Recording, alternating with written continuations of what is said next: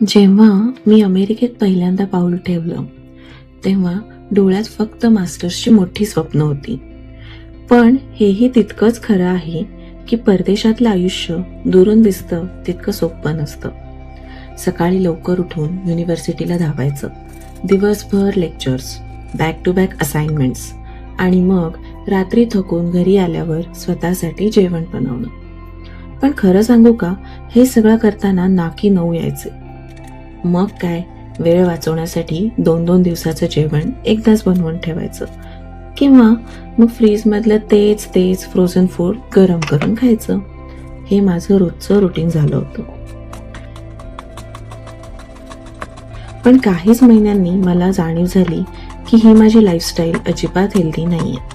शरीराला आणि मनाला कुठेतरी थोडा पॉज द्यायला हवा होता. म्हणून मग मी ठरवलं की महिन्यातून 1 दिवस आपण उपवास करायचा. अगदी सोप्या भाषेत सांगायचं झालं तर शरीराला डिटॉक्स करण्यासाठी.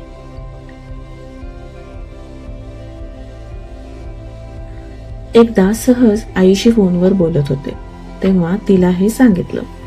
ती हसून म्हणाली, अगं तू असाही उपवास करतेच आहेस तर मग संकष्टी चतुर्थी का नाही करत? मी इतकी वर्ष झालं करतेय, तुलाही छान वाटेल. मग तिच्या बोलण्यावर मी विचार केला आणि मला तिचं म्हणणं पटलं. आरोग्य जपण्याच्या निमित्ताने का होईना मी चतुर्थी करायला सुरुवात केली.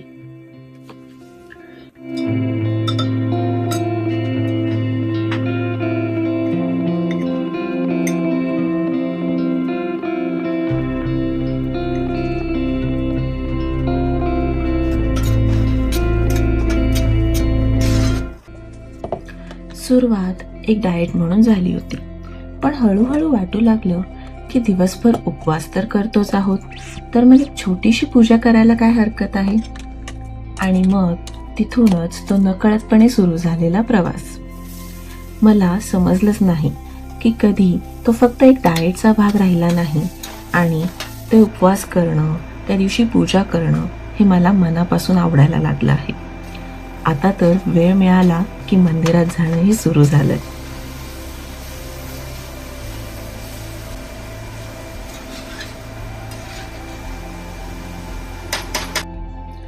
पण मग मनात एक कुतूहल निर्माण झालं की नक्की ही संकष्टी म्हणजे आहे तरी काय, आणि का आपण संकष्टीला उपवास करतो आणि तो चंद्रोदयानंतर सोडतो.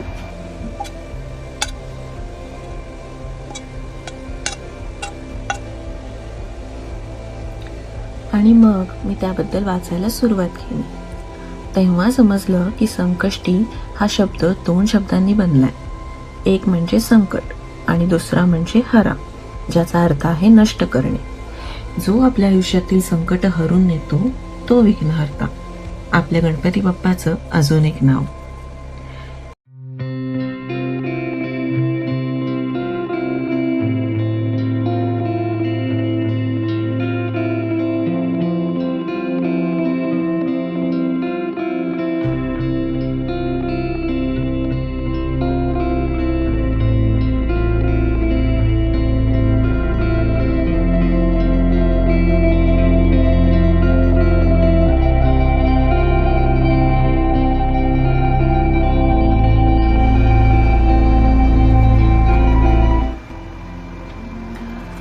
वाचता वाचता मला एक गोष्ट सापडली जी सांगते की संकष्टी का करावी. ती अशी की पुरातन काळी एक स्त्री होती जिने आपल्या आयुष्यात कळत नकळत अनेक पाप केली होती. तिचं संपूर्ण आयुष्य संकटाने आणि दुःखाने भरलेले होते. एकदा संकष्टी चतुर्थीच्या दिवशी ती इतकी आजारी पडली की तिला अंथरुणावरून हलणेही कठीण झाले होते. तिच्या आजारपणामुळे तिला दिवसभर काहीही खाणेपिणे शक्यच झालं नाही. तिने काही धार्मिक संकल्प केला नव्हता किंवा हे व्रत करावं असाही तिचा उद्देश नव्हता, परंतु केवळ आजारी असल्यामुळे तिचा तो संपूर्ण दिवस उपवास करण्यात निघून गेला. रात्री चंद्रोदय झाल्यावर सुद्धा ती काही खाऊ शकली नाही. पण जेव्हा तिचा मृत्यूचा वेळ जवळ आला आणि तिचा मृत्यू झाला तेव्हा तिला नेण्यासाठी साक्षात गणेशाचे दूत आले. तिला नरकाऐवजी थेट गणेशाच्या निवासस्थानी म्हणजेच स्वानंद लोकात नेण्यात आलं. यमराजालाही याचं नवल वाटलं तेव्हा असं सांगण्यात आलं की तिने संकष्टी चतुर्थीच्या दिवशी जो नकळतपणे उपवास केला होता, त्या एका उपवासाच्या पुण्यामुळे तिचं जन्मांतराचे सर्व पाप धुवून निघाले होते. तर ही होती एक गोष्ट.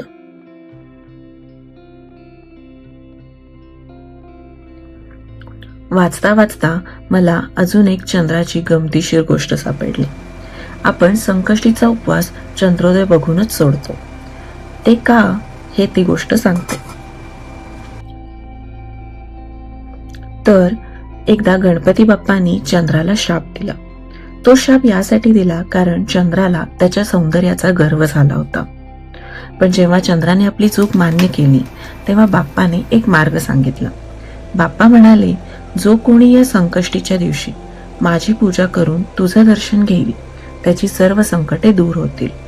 म्हणूनच गणेश चतुर्थीला चंद्र पाहणं निषिद्ध असलं तरी संकष्टी चतुर्थीला मात्र चंद्र दर्शनाशिवाय आपलं व्रत पूर्ण होत नाही. मला हे वाचल्यापासून उपवास सोडताना नेहमी ही गोष्ट लक्षात येते आणि एक अलगद आठवण देऊन जाते की गर्भाचे घर नेहमी खालीच. पण हे किती मस्त आहे ना, ज्या गोष्टींना आपण फक्त एक पद्धत समजतो त्यामागे काहीतरी एक गोष्ट असते किंवा खोल अर्थ दडलेला असतो. आता आपल्याला वाटेल की या तर फक्त गोष्टी आहेत, लोकांना सांगण्यासाठी बनवल्या गेल्या आहेत. आणि हे सगळं आजच्या युगात कसं बरं बसतं? मला तरी असं वाटतं की हे सर्व विधी म्हणजे दुसरं काही पण नसून आपल्याला शिस्त लावण्याचे मार्ग आहेत. आता माझ्याच बाबतीत सांगायचं झालं तर मी अमेरिकेत इकडे एकटी राहते. अमेरिकेसारख्या देशात जिथे आपण आपल्या मर्जीचे मालक असतो, इथं हवं तेव्हा हवं ते खाण्याची मुभा असते. पण ते न करता स्वतःवर ताबा ठेवून उपवास करणं ही एक मनाची शिस्तच झाली. दिवसातल्या धावपळीतून 10 मिनिटं काढून शांतपणे देवासमोर बसणं ही एक वेळेची शिस्त झाली. ही शिस्त आपल्याला बांधून ठेवत नाही तर आपल्याला आपल्या मुळांशी जोडून ठेवते. मला तर असं वाटतं की या शिस्तीमुळेच मला अमेरिकेतल्या गर्दीच्या स्ट्रेसफुल आयुष्यात एक शांत समाधानी कोपरा देतो. कधी कधी एखादी गोष्ट आपण सहज आरोग्यासाठी, हेल्थ इम्प्रूव्ह करण्यासाठी स्टार्ट करतो, पण ती आपल्याला आपल्या आयुष्याचा एक नवीन दृष्टिकोन देऊन जाते. तुमच्या आयुष्यात पण असा एखादा अनुभव असेल जो एका साध्या सवयीतून सुरू झाला आणि तुमची श्रद्धा बनला, तर मला कमेंटमध्ये नक्की सांगा. तोपर्यंत बाप्पा तुमच्या सर्वांच्या आयुष्यातली संकट दूर ठेवो. गणपती बाप्पा मोरया, मंगलमूर्ती मोरया.